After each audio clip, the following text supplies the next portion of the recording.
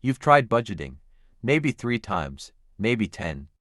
You made the spreadsheet, downloaded the app, tracked every coffee and every Uber, and still, by the 20th of the month, the money was just gone. Here's the truth nobody talks about. Budgeting doesn't fail because you're bad at math. It fails because it completely ignores the most complicated system in the universe, your brain. Stay with me. What I'm about to share will change how you think about money forever. It's 1 a.m. You're not even tired. You're just lying there, scrolling through a sale you stumbled onto. You didn't plan to buy anything, you were just looking. But the discount timer is running. The product is almost sold out. And suddenly, tap, tap, it's in your cart. You tell yourself you'll sleep on it. And then you tap buy now. Sound familiar? That moment wasn't random, it was engineered. And your brain fell for it perfectly. Or maybe it's not even online. Maybe it's just the checkout line. You were there for groceries, that's it. But there's a chocolate bar right there. It's $2. You're a little hungry. You've had a rough day, and before your logical brain even catches up, it's already in the basket. These aren't accidents.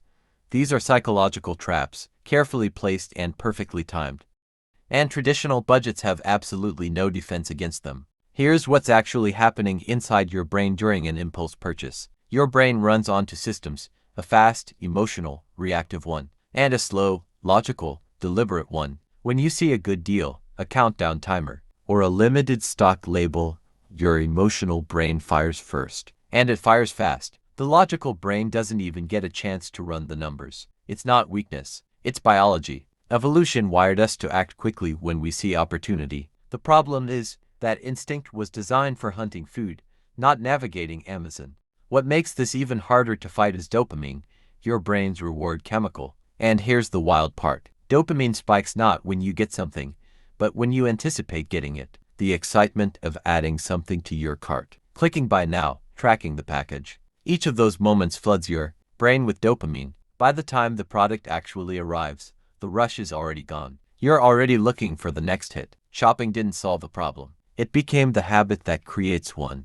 There's another spending trigger most people never admit to. Emotions, stress, loneliness, boredom, a rough day at work, a fight with someone you care about. These feelings create a discomfort your brain desperately wants to escape. And buying something, anything, gives you temporary relief. It's called emotional spending. You're not buying a product. You're buying a feeling, comfort, control, a small reward. But the feeling comes back, and now you also have less money. A budget app cannot fix an emotional wound. Only understanding it can. Then there's the force nobody likes to admit, other people. We are deeply social creatures. Our brains are constantly scanning how we measure up to the people around us. When a friend gets a new phone, when a coworker mentions their holiday trip, when your feed shows a version of life that looks sharper than yours, something shifts. It's called social comparison, and it is one of the most powerful invisible spending triggers that exists. You don't even feel it happening. You just suddenly feel like you need to upgrade something about yourself. By this point, spending hasn't just become emotional for most people, it's become a habit. And habits are the trickiest thing to break because they don't feel like choices. They feel automatic. The loop works like this. There's a trigger, boredom, stress, a notification. Then a routine, open the app, browse, buy. Then a reward, a brief dopamine hit, and your brain logs it. This works. Next time the trigger fires, the routine launches itself. Budgeting doesn't interrupt habits. It just creates guilt around them. Have you ever bought something just because it was almost gone? That is loss aversion, one of the most documented psychological biases in behavioral economics. Your brain hates losing more than it loves winning. Marketers understand this deeply. Every only to left in stock warning, every flash sale, every expiring coupon is designed specifically to activate that fear. And when your brain feels like it's about to lose an opportunity, logic leaves the room entirely. You're not buying because you need it. You're buying because you're afraid to miss it. The fear is manufactured, but the money you spend is absolutely real. So now you see the real problem. Budgets are logical tools built for emotional human beings. They assume you'll behave rationally,